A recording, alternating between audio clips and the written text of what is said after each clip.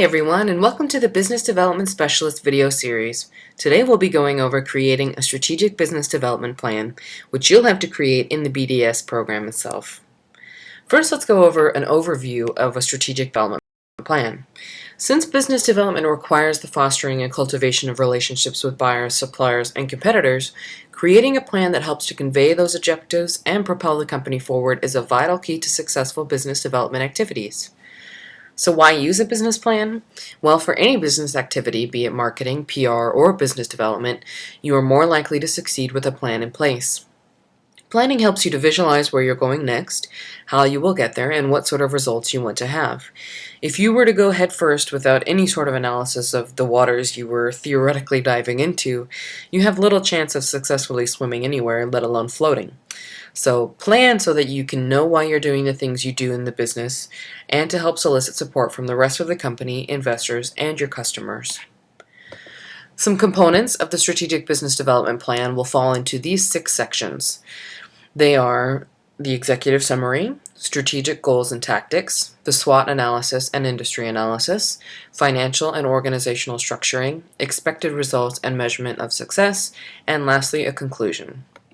The first section, the executive summary, is a place for you to share the purpose of the plan, the objectives of the plan, as well as what they stand for. They do so in the following sections of the executive note, the mission statement, and the overview and summary, which is a vision and key directives or directions overview, as well as the goals and priorities. Now, as the title suggests of the section of the overview and summary, this is a place to share really an overview and summary of your plan. An important thing to remember here is that you summarize the plan last. Briefly describe your plans here to give you sort of an outline, but save the overall summary for the end so that you can essentially summarize your work. Now, ideally, there will be 4 goals to cover the 4 areas of the business plan, which will go into the goals and priorities section, and that falls into application, product, and service development, client and customer service, marketing and PR, and professional development. Now, these 4 areas are open to change and can be adjusted, but for the purposes of creating a strategic business development plan here, and especially if you're taking the BDS, these are the 4 sections to include. Now, I want to, before we move on to section 2, get some definitions out of the way. Strategies and tactics are terms that are often used interchangeably, but they are 2 very different things. One is the way in which a competitive advantage is gained or attempted to be gained, and the other is the competitive advantage. So that makes the 2 things related in the sense that they are both part of any sort of planning process. But a strategy is what will set your company apart or help your company or client to reach a goal or objective. And for each strategy, there are tactics needed to accomplish that strategy. So a strategy is a careful plan or method, a clever stratagem, the art of devising or employing plans or stratagems towards a goal. And the tactic itself is a device for accomplishing an end, which is that strategy. Those definitions help to show the differences between the 2. Again, one is the strategy or the art of creating the plan, while the other is the means with which that plan is executed. When creating a business plan, especially a strategic business plan, there are essential components which can be found also on my blog or later here. That includes strategies and tactics. Having these components gives the plan a better chance of success and makes the plan more relevant and tailored for the company or client when these strategies and tactics are based on the company's overall business objectives. To help ensure that success, companies should create strategies corresponding with the company's and the business development team's objectives, as well as tactics tailored for the intended targeted audiences, as well as media and your customers. Now, while strategies and tactics seem to be the same thing, and especially when they're used interchangeably, they most definitely are not. Know that one requires the other and vice versa. To take action and implement a tactic without knowing why wouldn't be very helpful, and to create a strategy without acting upon it would be somewhat pointless. Lastly, a point to remember here is that planning really helps you lay out where you're going, how to define your strategies, and then to really create the tactics that will go hand in hand with that. So from that definition, we'll create the 4 sections, the 4 goal areas, where you can create as many strategies or tactics as you want to in each section, but at least 4 strategies and at least 4 tactics in these 4 goal areas. The first, again, is the application, product, and service development. Goal area 2 is client and customer service. Goal area 3 is marketing and PR. And goal area 4 is professional development. And these sections are very important. They are the core aspect of the plan and need to be thought out. You must convey your tactics here clearly and how they will bring about the strategy you want, for example, Vercoche to have. For goal area 1, these are some tools that I would suggest using, and these are the tools that I suggest in the handout. Read and apply the discipline of the market leaders to be sure that you define, lay out, and plan for the value discipline that Vercoche should be focusing on. Now, a value discipline is something that you focus on as a company. For example, you can focus on providing the cheapest product out there, so all based on price, by providing the best product, all based on quality and production of the company. And then last is customer service, so the sort of experience that the customer has with you and the company.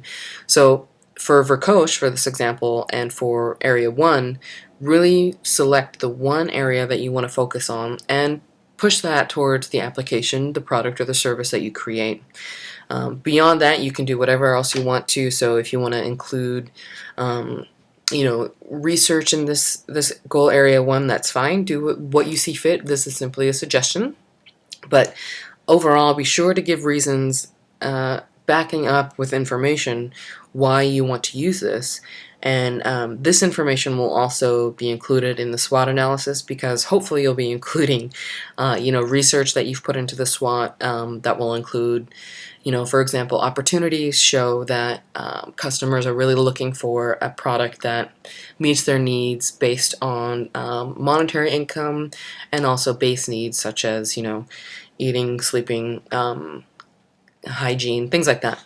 So tie that all in together and make sure that you also read the Renovate Before You Innovate, because that can help you see where Vercoche, for example, in this BDS strategic plan creation that we're doing, where Vercoche can really step up or redefine what they're already doing. For goal area 2, use the 6 Eyes method here, which is found in the Rainmaker Handbook, or the I believe it's the Business Development Bible.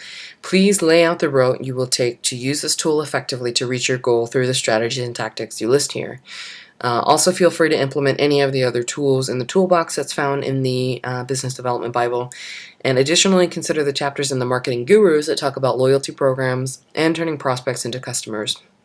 Really, what you want to answer here is how you are going to cultivate new relationships, increase sales, and get customers to come back.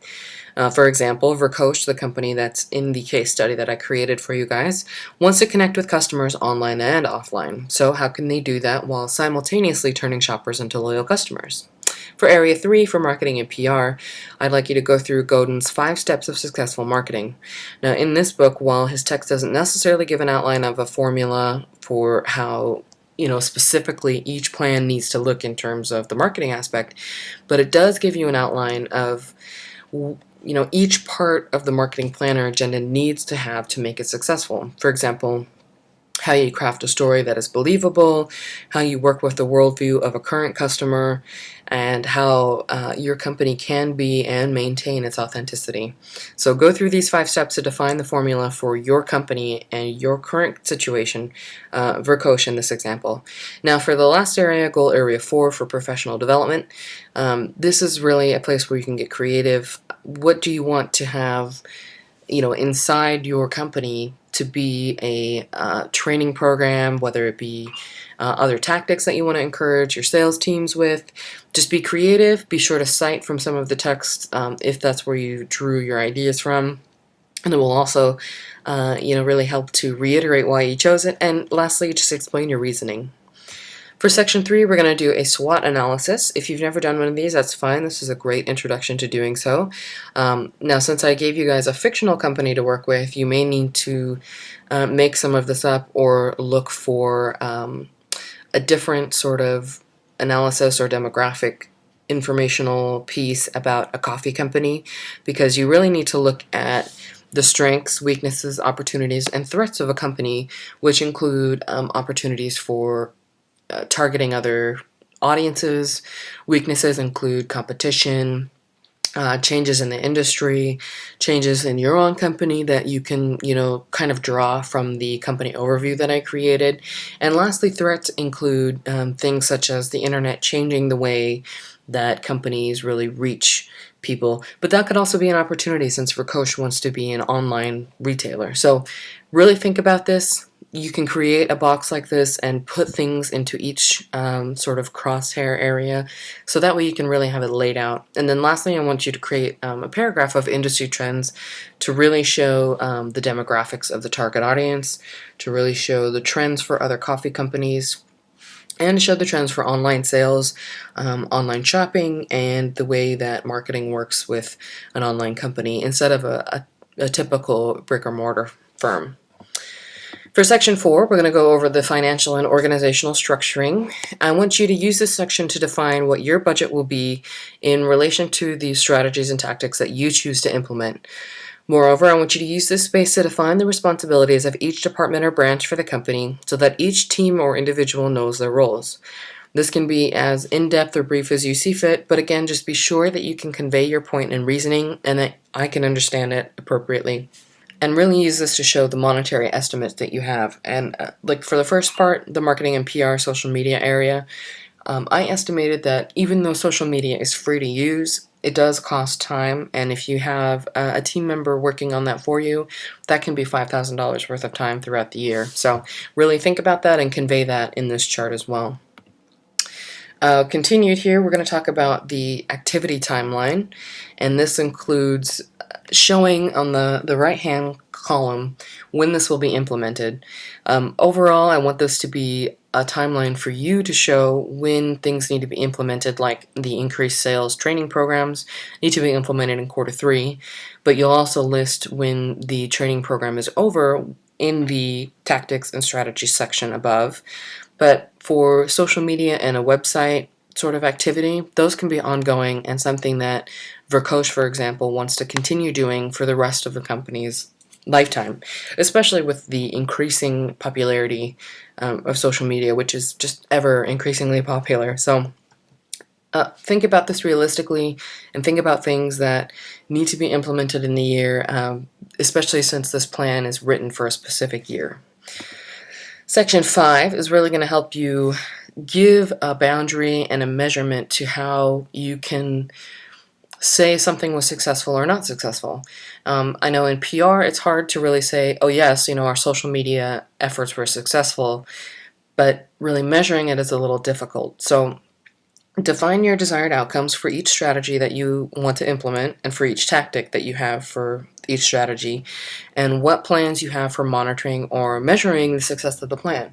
For example, if you want to increase awareness of a brand and you want to do that through social media use such as Twitter, Facebook, LinkedIn, MySpace, Foursquare, whatever you want to use, show that you were successful by having 10,000 followers on Twitter, 6,000 fans on Facebook, on your Facebook fan page, and a number, n number of followers on your blog. Now that, if you reach that shows that you were successful. And base this on research, base it on what your competitors are doing, and also base it on what you think is feasible for your company, but don't undershoot it so that you'll make the goal. Make it something that's barely attainable to really make you work for it and to really make this plan a successful one. Again, make a specific result for each strategy you use and define those results that you need to see in order to consider the tactic a success. Now lastly, for section C, just conclude by highlighting the main items that point to success of your plan. Add any appendices that you think are relevant or will support the plan, such as graphs or any demographic research that you've done. And this is the best section to transmit your optimism without exaggerating about the plan. But again, just wrap it up and include the next steps here as well, such as contact us for more information if you're creating this as a consultant, or begin implementing this in March, or whatever you want to put in here. The conclusion is pretty open. There's no real structure to it. It can be a paragraph or a page long. Just make sure that you can convey a closing sentence to this part of the plan. So that kind of sums it up. Creating a strategic plan requires a lot of planning, a lot of research, and a lot of collaboration between yourself and the company that you're representing if you're working as a consultant, or you and the rest of your teammate and the rest of the company if you're working inside the company, either from a marketing or sales or even a business development specialist sort of standpoint. Know that you need to work together and really work hard to get everyone's input and really put the best ideas down on paper. And again, if you are just out there putting out efforts without knowing why, you can waste a lot of time and a lot of resources without seeing any results that will be beneficial.